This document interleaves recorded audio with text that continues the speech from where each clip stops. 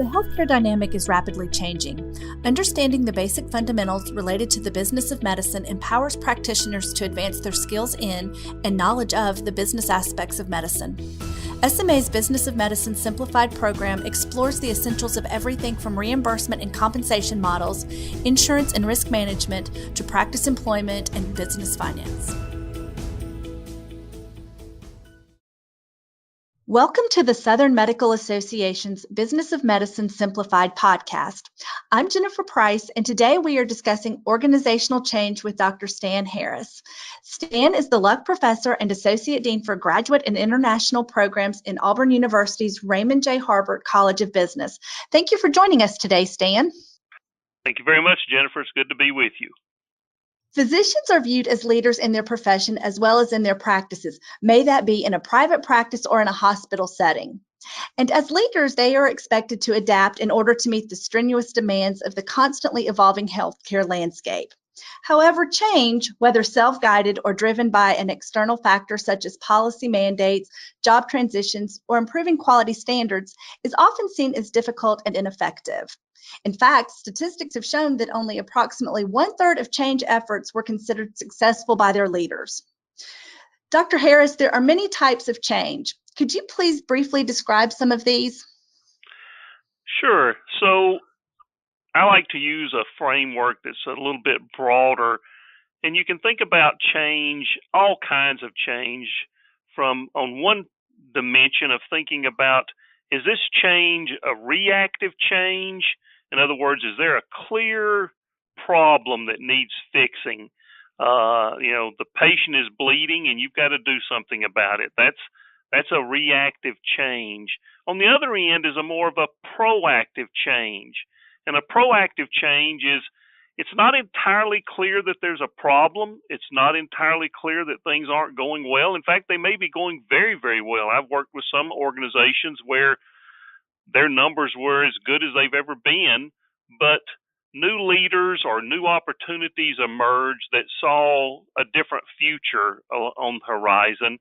And in that situation, they wanted to change to get out ahead of the curve, to really make the future in some sense.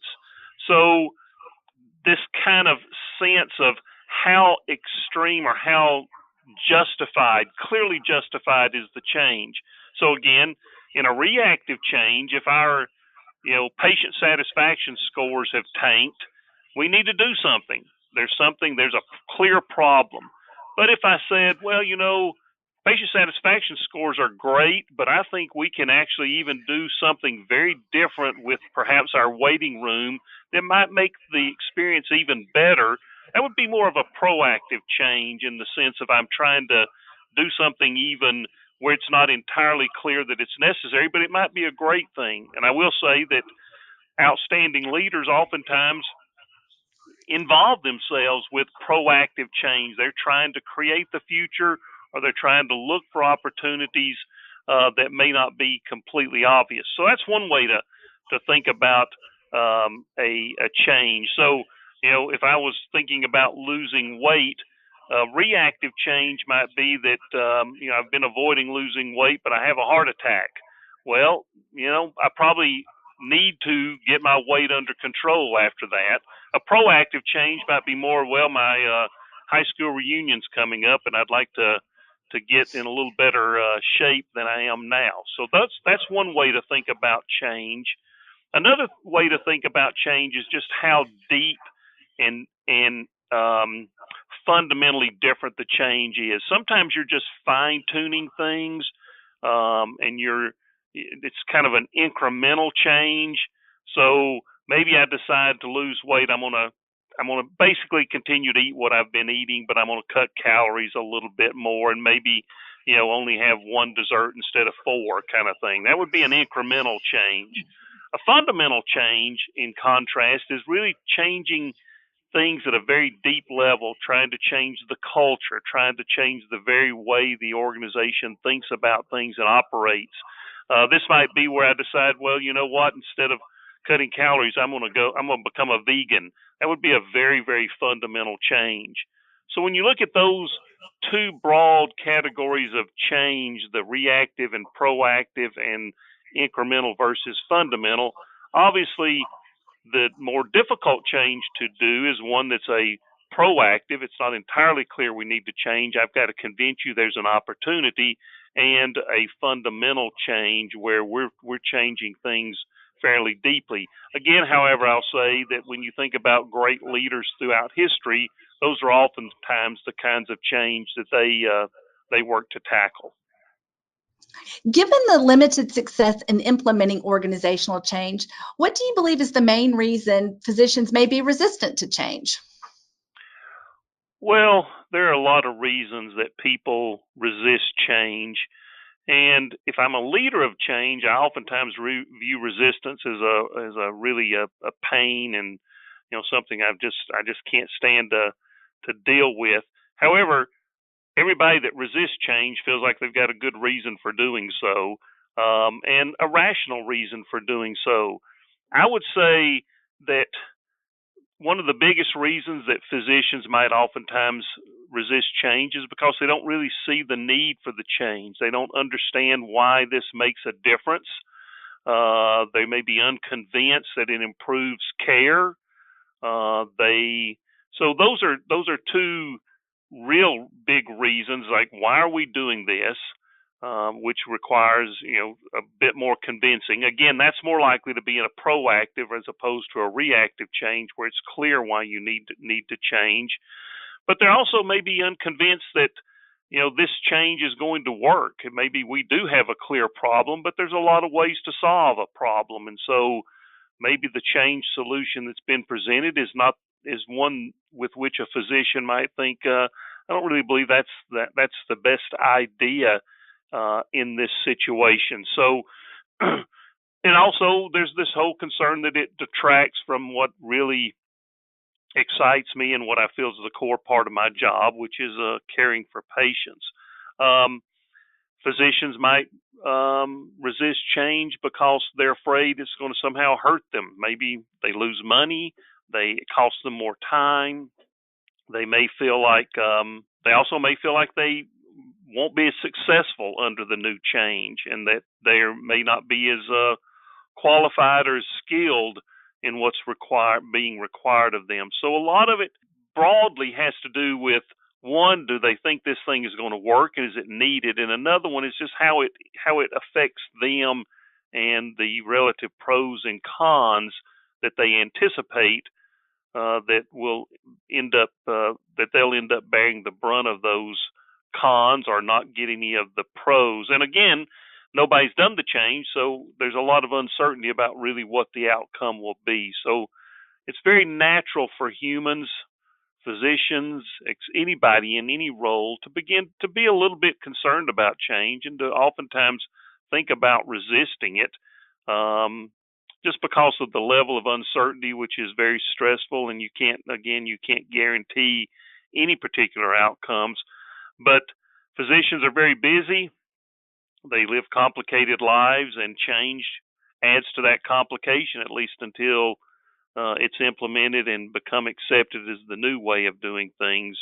It really requires a lot of cognitive effort to, basically we're running on autopilot most of the time. And when I have to change a procedure or something I'm used to doing, everything that used to be sort of second nature, now I have to scrutinize and consider and think more deeply about. And that's just frankly difficult. And oftentimes we just sort of hope the change will go away or we won't have to deal with it. But those are the basic reasons that physicians, and also the failure rate of things. There's also a lot of cynicism about whether or not the change will work or whether or not people are really committed to seeing it through. What is something that physicians who are facing change might not know about themselves that would be beneficial to realize in order to help them effectively and positively lead and manage transition? In other words, if you could take the physicians aside for a frank heart-to-heart discussion about their own inner feelings and biases regarding change, what would you want to say to them? Well, that's actually a difficult question. But I've got a couple of thoughts.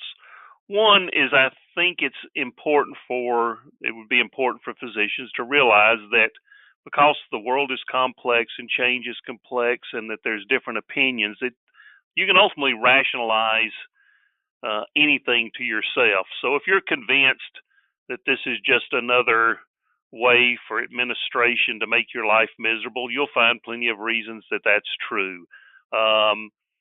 If you're convinced you can't do it, you're likely to be able to rationalize that this is not a good change. If you've heard, the point is that we oftentimes convince ourselves with our self-talk to that the change is bad simply because we might not want to do it, or it might be inconvenient, or we're uncertain about it, or we're scared about it. And the interesting thing is, the better you are at something, the more expertise you have in a particular way of doing things, the more practice you have in a particular way of doing things, frankly, the scarier change is, because it challenges you. It forces something that you probably do very, very well and on autopilot to have to suddenly make something that's become unconscious. You've got to make it conscious. You've got to think about it all the time. You know, when people are trying, I use my example of a diet, when people are trying to diet, instead of just mindlessly eating, which is very easy to do, and you can watch TV and you can talk to people and you can pay attention to other things, suddenly you have to start thinking about everything. You have to consider everything. Everything that used to be just habit has to take mental effort. And that, frankly, can be exhausting. And as a physician, you're already using tons of mental effort. And so it's not surprising that many change efforts are come across as being just irritating. And once they become irritating, you have plenty of reasons that you might justify that it's a stupid change, and as a way to, again, justify your feelings, as opposed to really stepping back and saying, what is it that's causing me concern? What is it really going on? And frankly, there are some changes that aren't very well thought out, but a lot of times it's more our reaction to how we're feeling and the stresses that we're having that make us think that this change is dumb, or it's not appropriate, or whatever. I will also say that, again, for many experts, change efforts, when they come in and I say, listen, we're going to change your billing system. Well, you know, I may have been doing this billing system for 10 years. Are you telling me my billing system's wrong? You're telling me it's... So change sometimes has this indictment or this self-indictment quality to it. And that also makes people somewhat defensive. And so in those situations, you have to step back and say, yeah, you know, maybe my billing system worked great for years and years, but maybe the world has changed, and maybe requirements has changed, and maybe I need to, I'm comfortable with it, I know it, and all these other things. And so, yes, my gut reaction is I wouldn't want to change it. And so anything that asks me to do so is threatening. If you can back away from that knee jerk, that reactionary thing, and actually analyze where those feelings are coming from, I think physicians can move a lot farther along, really making a more rational assessment of the appropriateness of a change, and a more reasoned decision about how they might go about supporting it and, in fact, embracing it if they can. You touched on a little bit of my next question in your discussion just a moment ago, but what is one key tip or piece of advice a physician might share with his or her staff directly to help empower them to positively embrace this change? One of the things that I emphasize in my work on change is empowerment, and I'm glad you used that word. People, one of the things that I'm really very fond of is the saying that people don't resist change, they resist being changed. You know, people make big changes in their lives all the time. They get married, they have children, they change jobs, they choose a career, they move. And many times those changes are done enthusiastically. So, and those are big changes. So people just don't necessarily resist everything. What they resist is when they feel like they're being changed, when they're forced to be changed. And sometimes the world is that way. A new regulation comes down and we have to change.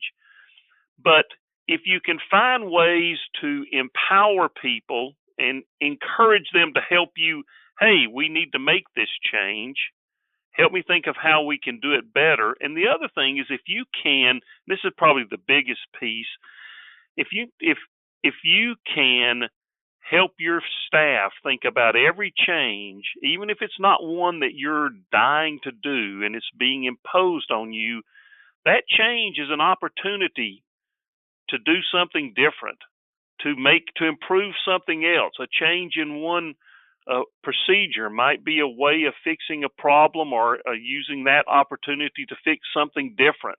So if you can begin to say, okay, even now, change that you plan and you're excited about, that's one thing. But if a change is being imposed on you, but you have to make it happen, look for an opportunity in that change. Empower yourself and empower your staff to look for, if we're going to be doing this, what else can we do at the same time that will help us in some other way? Or this change, while we're a little reluctant about it, opens the opportunity for this other thing that we can do. So I believe empowering people to think about and to help you think about how a change can be made as positive for a group as possible.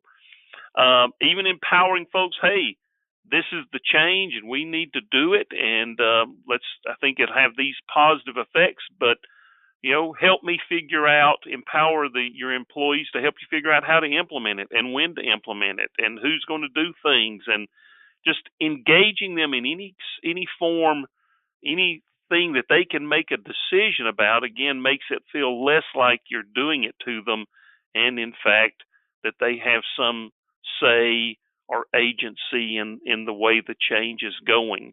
So that's more than one thing, but that's this notion of trying to be optimistic about a change and think about it as an opportunity much more than a threat, and empower your people to help you run with that opportunity. I think that would be the piece of advice I would offer. This has been an absolutely wonderful discussion. I have learned a lot, and I personally feel very encouraged about any changes that may be facing me. So thank you for joining us today. It's been my pleasure. Thank you very much. Stan will address these and other instrumental concepts during his keynote address, Leading and Motivating Change, taking place Thursday, June 27th to begin SMA's Southern Regional Assembly in Birmingham, Alabama. Visit sma.org/assembly for more information and to register.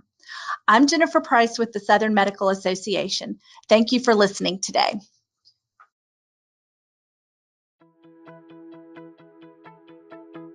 Want to learn more about these topics? Make plans to attend SMA's Southern Regional Assembly June 27th through 29th in Birmingham, Alabama. Visit sma.org/assembly for more information and to register.